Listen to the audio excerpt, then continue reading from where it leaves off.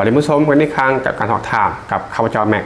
ซึ่งเรื่องของ EP นี้ผู้ชมก็ได้เป็นเรื่องที่แม็กนั้นเคยค้างคาใจเนาะแล้วก็มักจะคิดกับตัวเองว่าเป็นอย่างประเทศไทยมาเลเซียอินโดนีเซียเวียดนามแล้วก็ฟิลิปปินส์นะก็คือ4ประเทศที่กล่าวมานี้เนาะก็คือเวียดนามมาเลเซียอินโดนีเซียแล้วก็ฟิลิปปินส์ซึ่งว่าได้ว่ามันคล้ายคลึงกับประเทศไทยว่าจะเป็นเรื่องของทะเลที่ว่าสวยงามแล้วก็มีห้างเนาะแล้วก็ความพัฒนาหรือว่าความเจริญนั้นมันใกล้เคียงกันทั้งสองเนาะก็คือมันอยู่ในเวลเดียวกันโดยเฉพาะก็คือมาเลเซียอันบอกที่ว่าใกล้เคียงกับไทยสุดๆแล้วก็จะเป็นเวียดนามฟิลิปปินส์อินโดนีเซียว่าง่ายคือมันใกล้เคียงกันเนาะเรื่องนี้เราบอซีเรียสก็คือสรุปว่ามันใกล้เคียงกัน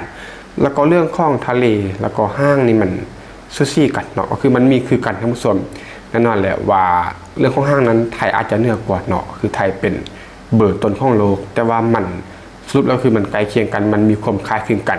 แต่ว่าเป็นอย่างเรื่องของการท่องเที่ยวก็คือนักท่องเที่ยวจึงเลือกประเทศไทยก็คือนำโด่งเนาะถ้าเป็นเวียดนามมาเลพวกนี่นะก็คือพี่ก็คือ10กว่าล้านต้นๆเนาะหรือว่า20ล้านมาเลเซียจังซี่หรือว่าจะเป็น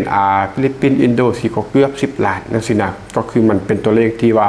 ห่างกับไทยหลายไทยนี่ก็คือประจำก็คือเรื่องธรรมดาเนาะ30กว่าล้าน40ล้านท่านผู้ชมเป็นอย่างมันถึงเป็นเส้นนั้นเนาะซึ่งแน่นอนแหละว่าสิ่งที่มันเฮ็ดอยู่การที่มันอัดคลิปอยู่เนาะก็เป็นสิ่งที่มักคิดแล้วก็มักวิเคราะห์อยู่แล้วเนาะนั่นแม็กจึงตั้งข้อสงสัยแล้วก็เฮ็ด EP นี้ขึ้นมาท่านผู้ชมซึ่งก็ต้องบอกกันว่าแม็กนั้นก็บ่ได้เป็นนักวิเคราะห์ที่ว่าเก่งอย่างเนาะแต่นี่คือสิ่งที่แม็กมักเนาะเป็นสิ่งที่แม็กหักในการคิดวิเคราะห์เรื่องต่างๆแล้วก็เฮ็ดคลิปออกมาอบรมท่านผู้ชมถ้าว่ามีสิ่งใดที่ว่าแม็กบ่ผิดพลาดไปท่านผู้ชมก็สามารถแสดงความเห็นเข้ามาเนาะและเปลี่ยนกันเต็มที่ท่านผู้ชมที่กองคอมเมนต์เนาะเพิ่มเติมอบรมกันได้เลยอยู่ที่กองคอมเมนต์ท่านผู้ชมซึ่งเขาไปเริ่มต้นกันเลยเนาะซึ่งข้อที่1เลยก็คือความสะดวกของการท่องเที่ยวท่านผู้ชมความสะดวกของการท่องเที่ยวแล้วก็ว่าเรื่องภูมิภาคต่างๆเนาะโครงสร้างพื้นฐานที่ดีท่านผู้ชมระบบขนส่งที่ว่าสะดวกอันนี้รับประเทศไทยเนาะเส้นว่ามีสนามบินมาตรฐานโลกไทยมีสนามบินที่ว่าใหญ่รองรับเที่ยวบินได้เป็นจำนวนหลายแล้วก็มีมาตรฐานเนาะเส้นว่าสุวรรณภูมิดอนเมืองภูเก็ตแล้วก็เชียงใหม่ท่านผู้ชมให้การเดินทางเข้าไทยนั้นสะดวกสบายกว่าระบบขนส่งในเมืองแล้วก็ต่างจังหวัดนั้นดีเนาะแล้วก็สะดวกสบายเช่น BTS MRT รถไฟรถทัวร์แล้วก็เครื่องบินภายในประเทศเนาะที่ว่ามันนั้นครอบคลุมทั่วประเทศก็คือเป็นระบบโครงสร้างเป็นระบบขนส่งสาธารณะที่ว่าดีท่านผู้ชมสำหรับประเทศไทยเนาะแล้วก็มีแหล่งท่องเที่ยวที่ว่าเชื่อมโยงกันได้ดีเช่นว่าจากกรุงเทพไปเชียงใหม่ไปภูเก็ตไปกระบี่แล้วก็สามารถเดินทางต่อกันได้ง่ายเนาะท่านผู้ชมก็คือมันเชื่อมโยงกันเพราะว่าจะเดินทางผ่านทางเครื่องบินหรือว่ารถไฟต่างๆก็คือมันสามารถไปมาหาสู่กันได้ง่ายท่านผู้ชมถ้าเอาสิ่งเหล่านี้มาเปรียบเทียบกับเพื่อนบ้านเนาะเช่นว่าอินโดนีเซียท่านผู้ชมอินโดนีเซียนั้นต้องนั่งเครื่องบินหลายต่อกว่าจะถึงบาหลีเนาะเพราะอินโดนีเซียนั้นเป็นประเทศหมู่เกาะขนาดใหญ่ท่านผู้ชมก็นี่ก็คือแผ่นที่ของอินโดนีเซียเนาะก็คือประเทศไทยนั้นเป็นแผ่นดินใหญ่ก็คือเป็นปึกแผ่นดินเดียวเนาะไทยกับสปป.ลาวจังซี่ก็คือมันเป็นแผ่นดินเป็นปึกแผ่นเดียวแต่ว่านี่คืออินโดนีเซียเนาะก็คือเป็นเกาะก็คือมันอยู่ห่างกันเนาะแล้วก็มีน้ำทะเลที่ว่ากันอยู่ท่านผู้ชม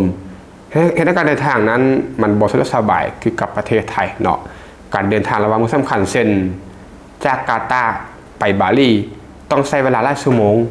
แล้วก็ต้องเพิ่งพาสายการบินเป็นหลักท่านผู้ชมอีกทางสนามบินบางแห่งก็ยังมีข้อจำกัดในเรื่องของโครงสร้างพื้นฐานเนาะนี่คืออินโดนีเซียต่อมาคือเทียบกับฟิลิปปินส์เนาะการเดินทางข้ามหมู่เกาะนั้นเป็นไปได้ยากลำบากเนาะท่านผู้ชมก็คือฟิลิปปินส์นั้นมีหมู่เกาะหลายกว่า 7,000 เกาะนี่ฟิลิปปินส์ก็คล้ายกับอินโดนีเซียท่านผู้ชมก็คือมันอยู่ห่างกันเนาะก็คือนี่มารีนาอยู่ถึงแล้วก็มีดาวอลอยู่ลุ่มเนาะแล้วก็มีเกาะข้องเมืองต่างๆที่มันกระจายกันไปตามแผนที่ท่านผู้ชมแต่มันคือประเทศเดียวกันก็คือฟิลิปปินส์เนาะมันไม่ได้รวมกันเป็นปึกแผ่นก็คือมันเป็นหมู่เกาะที่ว่ามีทะเลนั้นขวางกลางอยู่ท่านผู้ชมเห็นในการเดินทางนั้นตั้งแต่เมืองหนึ่งไปหาอีกเมืองหนึ่งเนาะต้องพึ่งพาเครื่องบินหรือว่าเรือเป็นหลักเนาะคล้ายๆกับอินโดนีเซียท่านผู้ชม ซึ่งมีความล่าช้าและก็บ่สะดวกเท่ากับประเทศที่เป็นแผ่นดินใหญ่คือกับประเทศไทยท่านผู้ชมนี่แหละก็คือเฮาจะเห็นภาพเลยเนาะในเรื่องของการเดินทางซึ่งมันมีความล่าช้าแล้วก็บ่สะดวกเนาะต้องเดินทางด้วยเครื่องบินแล้วก็เรือซึ่งนอกจากมันจะช้าแล้วมันก็ให้ค่าโดยสารหรือว่าค่าการเดินทางนั้นมันแพงกว่าประเทศไทยบอกเพราะการเดินทางที่ประเทศไทยนั้นมันมีให้เลือกหลากหลายบ่ว่าจะเป็นทางรถไฟก็ได้บอกหรือว่าทางสายการบินมันก็ครอบคลุมแล้วก็โดยสบายท่านผู้ชมก็คือมีออปชั่นให้เลือกหลากหลายระประเทศไทยเมื่อเทียบกับเวียดนามก็คือบุคคลทรงนั้นอย่างครอบคลุมบ่ดีพอเนาะสำหรับเวียดนามแม้ว่าจะมีรถไฟแล้วก็รถบัสข้ามเมืองแต่ว่าโครงสร้างพื้นฐานของเวียดนามนั้นยังบ่พัฒนาคือกับประเทศไทยท่านผู้ชมรถไฟความเร็วสูงก็ยังบ่มีแล้วก็ถนนบางสายนั้นยังอยู่ในสภาพที่ว่าบ่ค่อยดีปานใดเนาะเห็นให้การเดินทางระหว่างเมืองใหญ่อย่างฮานอยโฮจิมินห์นั้นใช้เวลายาวนานท่านผู้ชมก็คือใช้เวลานานกว่าเดินทางที่ประเทศไทยเนาะนี่คือสำหรับเวียดนามแล้วก็มีมาเลเซียเนาะสุดท้ายคือมาเลเซียระบบขนส่งของมาเลเซียนั้นดีท่านผู้ชมก็คือระบบขนส่งของมาเลเซียนั้นดีคล้ายๆก็คือซูซี่ใกล้เคียงกับประเทศไทยเนาะแต่ว่าก็เป็นรองประเทศไทยยากจะอันดับก็คือไทยก็เป็นเบอร์2ของอาเซียนเนาะเป็นรองเพียงแต่สิงคโปร์แต่ว่ามาเลเซียนั้นยังมีจุดท่องเที่ยวความหลากหลายของการท่องเที่ยวนั้นมันน้อยกว่าประเทศไทยท่านผู้ชมมาเลเซียมีระบบรถไฟรถบัสที่ว่าดีไล่ในเมืองใหญ่เช่นว่ากัวลาลัมเปอร์เนาะก็คือใกล้เคียงซูซี่กับประเทศไทยเลยสำหรับระบบขนส่งแต่ท่านที่ท่องเที่ยวนั้นที่ว่ามีชื่อเสียงมักจะกระจายตัวแล้วก็มีตัวเลือกที่ว่าบ่หลายคือกับประเทศไทยเช่นหาดที่ว่าได้รับความนิยมน้อยกว่าประเทศไทยท่านผู้ชมและก็ยังค่าจุดท่องเที่ยวทางวัฒนธรรมที่โดดเด่นในระดับสากลเนาะซึ่งข้อนี้ก็แตกต่างและนี่ก็คือ4ประเทศที่กล่าวมากับความแตกต่างของข้อแรกก็คือความสะดวกในเรื่องของการท่องเที่ยวท่านผู้ชมประเด็นต่อมาคือประเด็นที่2ความหลากหลายของแหล่งท่องเที่ยวท่านผู้ชมซึ่งถ้าเว้าถึงการท่องเที่ยวของไทยเนาะแม็กก็มักจะเว้าเสมอว่าไทยนั้นเป็นการท่องเที่ยวที่ว่าหลากหลายเนาะสำหรับก็บ่ขอเว้าซ้ำเพราะว่าแม็กเว้ามาในหลาย EP แล้วเนาะเขาจะมาเว้าตามบริบทของEP นี้ที่แม็กได้เขียนไว้เนาะก็คือมีทะเลแล้วก็สายหาดระดับโลกท่านผู้ชมเช่นว่าภูเก็ตกระบี่พัทยาเกาะสมุยเนาะที่ว่ามีความสวยงามและก็สิ่งอำนวยความสะดวกที่ว่าพร้อมท่านผู้ชมเมื่อเปรียบเทียบกับบาหลีของอินโดนีเซียก็คืออาจจะมีความโดดเด่นเนาะรับบาหลีแต่ว่าไทยนั้นมีสายหาดหลายแห่งให้เลือกหลายกว่าก็คือมีออปชั่นมีทางเลือกหลายกว่าท่านผู้ชมเรื่องของวัฒนธรรมแล้วก็ประวัติศาสตร์แล้วก็วัดที่ว่าสวยงามเนาะอยุธยาสุโขทัยเชียงใหม่วัดพระแก้วเนาะนี่คือทางด้านวัฒนธรรมประวัติศาสตร์แล้วก็วัดวาลามที่ว่าสวยงามของประเทศไทยเมื่อเปรียบเทียบกับเวียดนามแล้วก็กัมพูชานั้นก็มีวัฒนธรรมที่ว่าเข้มข้นเช่นกันเนาะอันนี้เราก็ฮู้ดีสำหรับเวียดนามแล้วก็กัมพูชาแต่ว่าไทยนั้นเป็นมิตรและก็เดินทางได้ง่ายกว่าท่านผู้ชมซึ่งไทยนั้นเป็นมิตรต่อกับนักท่องเที่ยวแล้วก็เดินทางไปมานั้นง่ายแล้วก็สะดวกกว่าเมื่อเทียบกับเวียดนามแล้วก็กัมพูชาที่ว่ามีทางด้านวัฒนธรรมที่ว่าเข้มข้นพอกับเรื่องขั้นที่ว่าพอๆทุกที่กับไทยเนาะแต่ว่าก็สามารถที่ว่ามีระดับที่ว่าเข้มข้นได้ท่านผู้ชมแล้วก็อาหารไทยนั้นก็ยังอร่อยแล้วก็โด่งดังเป็นทั่วโลกท่านผู้ชมสตรีทฟู้ดระดับโลกเช่นว่าผัดไทยต้มยำกุ้งแล้วก็ผัดกะเพราเนาะอันนี้แน่นอนท่านผู้ชมก็คือมันโด่งดังไปทั่วโลกเซิงไหนซอปอลาวนี่ก็คือผัดไทยต้มยำกุ้งผัดกะเพรานี่ก็คือมีแทบทุกร้านในซอปอลาวท่านผู้ชมที่ว่าเป็นร้านค่ายข้าวเนาะค่ายข้าวตำสั่งนี่ทั่วประเทศลาวนี่ก็คือต้องมีสำหรับเรื่องของผัดกะเพราเนาะผัดกะเพราเนี่ยอันดับ1เลยต้องมีทั่วประเทศลาวสำหรับร้านอาหารตามสั่งแล้วก็ผัดไทยอาจจะมีบางร้านต้มยำกุ้งนี่ก็มีหลายเนาะก็คือ 6-70% ของอาหารคล้ายข้าวเนาะแต่ว่าถ้าสั่งเห็ดก็คือมีแน่นอนเนาะรับต้มยำกุ้งกับผัดกะเพรารับผัดไทยนี่ก็มีบางร้านเนาะอาจจะ 4-50% ของอาหารทั่วประเทศลาวท่านผู้ชมถ้าเป็นเรื่องของช้อปปิ้งแล้วก็ไลฟ์สไตล์เนาะอันนี้แน่นอนเรื่องของช้อปปิ้งนี่ไทยเป็นเบอร์ต้นของโลกเนาะซึ่งมันก็ดีกว่าประเทศเราอยู่แล้วเนาะ มีห้างลู่รับโลเช่นว่าไอคอนสยามพารากอนเซ็นทรัลเวิลด์แล้วก็ต่างๆอีกหลากหลายท่านผู้ชมแล้วก็มีตลาดนัดในมาร์เก็ตเช่นว่าจตุจักรเนาะตลาดรถไฟรัชดาซึ่งก็เป็นเสน่ห์ของประเทศไทยที่ว่าบ่มีในมันอื่นเนาะซึ่งข้อนี้บ่ต้องเปรียบเทียบกับเรื่องของการช้อปปิ้งเนาะเพราะว่าห้างไทยนั้นเป็นเบอร์ต้นๆของโลกอยู่แล้วบ่นำซ้ำห้างอยู่ที่เวียดนามก็ยังเป็นไทยเนาะเป็นเจ้าของเป็นส่วนใหญ่เนาะก็คือห้างไทยนั้นเข้าไปบุกเบิกแล้วก็ไปสร้างห้างที่เวียดนามเป็นดำเนินไล่ซึ่งอีพีนี้แม็กก็เห็นไปแล้วท่านผู้ชมประเด็นที่3ก็คือความคุ้มค่าในเรื่องของvalue for money เนาะก็คือไทยนั้นถูกกว่าแล้วก็คุณภาพดีกว่าท่านผู้ชมเช่นว่าโรงแรมระดับ 4-5 ดาวนั้นราคาก็บ่แพงเนาะเมื่อเทียบกับวิวทิวทัศน์แล้วก็การบริการท่านผู้ชมก็คือมีราคาที่ว่าบ่ได้แพงเลยเนาะแล้วก็อาหารนั้นราคาก็บ่ได้แพง50 บาทถึง100 บาทก็อิ่มแล้วก็อร่อยได้เนาะดังที่เฮาฮู้กันดีสตรีทฟู้ดไทยนี่50 บาทถึง100 บาทเนาะผัดกะเพราผัดไทยต้มยำกุ้งแบบอาหารพวกนี้นะท่านผู้ชมก็คือมันแซ่บเนาะรสชาติก็คือจัดจ้านแล้วก็อร่อยแล้วก็ราคาก็ประมาณนี้เนาะก็บ่ได้แพงแล้วก็มีเรื่องของคุณภาพหลักอนามัยที่ว่าดีเนาะรับอาหารที่เมืองไทยถูกราคาดีอร่อยคุณภาพท่านผู้ชมค่ารถแล้วก็ค่าเดินทางนั้นก็บ่ได้แพงเนาะเช่นว่าค่าแท็กซี่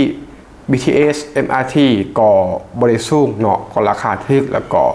เดินทางได้ตัวสบายท่านผู้ชมเช่นเมื่อมาเปรียบเทียบกับเพื่อนบ้านเนาะเช่นว่าสิงคโปร์นั้นแพงกว่าไทยหลายเวียดนามถูกกว่าไทยแต่ว่าอย่างบ่ค่อยสะดวกคือกับไทยเนาะท่านผู้ชมก็คือถูกกว่าแต่ว่าบ่สะดวกคือกับไทยมาเลเซียนั้นราคาพอๆกับประเทศไทยแต่ว่าบ่มีสถานที่ท่องเที่ยวที่ว่าโดดเด่นเท่ากับกรุงเทพท่านผู้ชมอินโดนีเซียบาหลีแพงพอๆคือกับไทยแต่ว่าการเดินทางนั้นซับซ้อนกว่าไทยท่านผู้ชมข้อนี้ก็คือชัดเจนเนาะสิงคโปร์แพงกว่าไทยหลายเวียดนามถูกกว่าแต่ว่าบ่สะดวกคือกับไทยมาเลเซียนั้นราคาสู้ซี่พอๆกับไทยแต่ว่าสถานที่ท่องเที่ยวบ่โดดเด่นคือกับกรุงเทพเนาะอินโดนีเซียพอๆกับประเทศไทยคือกันท่านผู้ชมที่บาหลีเนาะแต่ว่าการเดินทางนั้นซับซ้อนกว่าไทยคือชัดเจนสำหรับข้อนี้ประเด็นที่4เลยก็คือการตลาดแล้วก็การท่องเที่ยวที่แข่งแกร่งของไทยท่านผู้ชมเช่นว่า Amazing Thailand เนาะก็เป็นสิ่งที่ว่าโด่งดังไปทั่วโลกเนาะมีการทำการตลาดอย่างต่อเนื่องแล้วก็ไทยก็เป็นศูนย์กลางของเอเชียนักท่องเที่ยวจากจีนอินเดียตะวันออกกลางแล้วก็ยุโรปเดินทางเข้ามาในประเทศไทยได้อย่างง่ายดายท่านผู้ชมแล้วก็ซอฟต์พาวเวอร์เนาะไทยนั้นเป็นซอฟต์พาวเวอร์ที่ว่าแข็งแกร่งคนทั่วโลกรู้จักมวยไทยเป็นอย่างดีเนาะแน่นอนก็คือระดับมวยไทยก็เป็นซอฟต์พาวเวอร์ของไทยเนาะก็คือโด่งดังไปทั่วโลกแหละถ้าบอกถึงมวยไทยนี่ก็คือหลายประเทศทั่วโลกรู้จักเป็นอย่างดีท่านผู้ชมอาหารไทยแล้วก็สปาไทยเนาะมวยไทยอาหารไทยสปาไทยก็คือที่ว่าเป็นซอฟต์พาวเวอร์ที่ว่าแข็งแกร่งสำหรับประเทศไทยท่านผู้ชมแล้วก็ประเด็นที่5ก็คือคนไทยนั้นเป็นมิตรข้อนี้เชื่อว่าสำคัญที่สุดเนาะเรื่องของสิ่งในความสะดวกเรื่องของท่านที่ท่องเที่ยวนั่นคือปัจจัยที่ว่าภายนอกเนาะแต่ว่าปัจจัยที่ว่าดึงดูดภายในแล้วก็เห็นให้นักท่องเที่ยวนั้นจะกลับมาก็คือเป็นข้อนี้เนาะก็คือไทยนั้นเป็นมิตรหรือว่าสยามก็คือ Land of Smile ท่านผู้ชมคนไทยนั้นเป็นคนใจดียิ้มแย้มเนาะนี่แหละก็คือคำว่า Land of Smile เขาก็เข้าใจกันตามนั้นเนาะถ้าเป็นเวียดนามก็คือการบริการท้องถิ่นนั้นดีขึ้นแต่ว่าบางครั้งนั้นก็ยังบ่เป็นมิตรเนาะฟิลิปปินส์ก็คือค่อนข้างจะมีความเป็นมิตรเนาะแต่ว่าความปลอดภัยในบางพื้นที่นั้นต่ำท่านผู้ชมก็คือการบริการนักท่องเที่ยวนั้นก็คือค่อนข้างจะเป็นมิตรสนิทกันและฟิลิปปินส์แต่ว่าในบางพื้นที่นั้นความปลอดภัยต่ำเนาะก็คือมันเป็นพื้นที่ที่ว่าอาจจะมีความละเอียดอ่อนแต่เนาะประเด็นที่6ก็คือประเด็นสุดท้ายท่านผู้ชมนั่นก็คือความปลอดภัยและก็ความเป็นกลางทางการเมืองเนาะไทยนั้นปลอดภัยกว่าหลายประเทศในอาเซียนแล้วก็ไทยนั้นบ่ค่อยมีภัยพิบัติที่ว่าร้ายแรงเนาะเช่นว่าพายุไต้ฝุ่นคือกับฟิลิปปินส์หรือว่าแผ่นดินไหวที่อินโดนีเซียเนาะก็คือไทยก็บ่ค่อยมีเรื่องร้ายแรงพวกนี้ที่ว่าบ่อยกับประเทศนี้ท่านผู้ชมแล้วก็มีสถานภาพทางการเมืองแล้วก็เศรษฐกิจที่ดีกว่าเนาะท่านผู้ชมนี่ก็คือ6ข้อที่แม็กได้กล่าวมาเนาะสรุปกันก็คือเป็นอย่างประเทศไทยจึงชนะประเทศเรานี่เนาะสรุปเลยก็คือ1ก็คือการเดินทางที่ว่าสะดวกสบายกว่าเนาะสนามบินที่ดีระบบขนส่งที่ว่าครอบคลุม2ก็คือที่ ที่เที่ยวที่ว่าหลากหลายเนาะทะเลภูเขาวัดแล้วก็ช้อปปิ้ง3ก็คือราคาถูกแต่ว่าคุณภาพดีท่านผู้ชมกินเที่ยวนอนถือว่าคุ้มค่าที่สุดที่ประเทศไทย4ก็คือซอฟต์พาวเวอร์ที่ว่าแข่งแกร่งเนาะอาหารไทยมวยไทยวัฒนธรรมไทย5ก็คือคนเป็นมิตรของประเทศไทยเนาะก็คือยิ้มแย้มแล้วก็ต้อนรับดีและเอาสมัยคนสำคัญและ6ก็คือความปลอดภัยแล้วก็มีความเสถียรภาพเนาะก็คือบ่มีภัยธรรมชาติที่ว่ารุนแรงแล้วก็บ่ค่อยมีภัยคุกคามหยังเนาะก็คือเป็นความปลอดภัยแล้วก็เสถียรภาพท่านผู้ชมนี่ก็คือ6เหตุผล6ปัจจัยที่แม็กได้หยิบยกขึ้นมาขออบรมกับท่านผู้ชมเนาะเกี่ยวกับว่าเป็นหยังประเทศไทยจึงเหนือกว่าประเทศเหล่านั้นเนาะเวียดนามอินโดนีเซียมาเลเซียฟิลิปปินส์เนาะทั้งที่หลายอย่างมันคล้ายคลึงกันแล้วก็ใกล้เคียงกันเนาะในเรื่องของความเจริญการพัฒนามีห้างช้อปปิ้งแล้วก็มีทะเลเนาะแต่ว่าไทยนั้นกับน้ำโด่งก็คือกินข้าวลอยในเรื่องของการท่องเที่ยวเนาะก็เป็นประมาณนี้ท่านผู้ชมที่ว่าฟังอยู่มีความเห็นได้ต่อกับซีรีส์แมทเอวอลไปหรือว่าจะมาแลกเปลี่ยนอารมณ์กันก็เต็มที่เนาะที่คอมเมนต์ได้เลยทางคิดว่าเรื่องของนั้นมีเนื้อหาสาระซัพพอร์ตได้ง่ายเพียงแต่กดไลค์แล้วก็กดตามเอาไว้นี่คือกำลังใจของเราในการคลิปต่อไปและถ้าพีนี้ก็ต้องขอบใจทุกท่านมาสมัครฟังพบกันใหม่ในพีต่อไปขอขอบใจ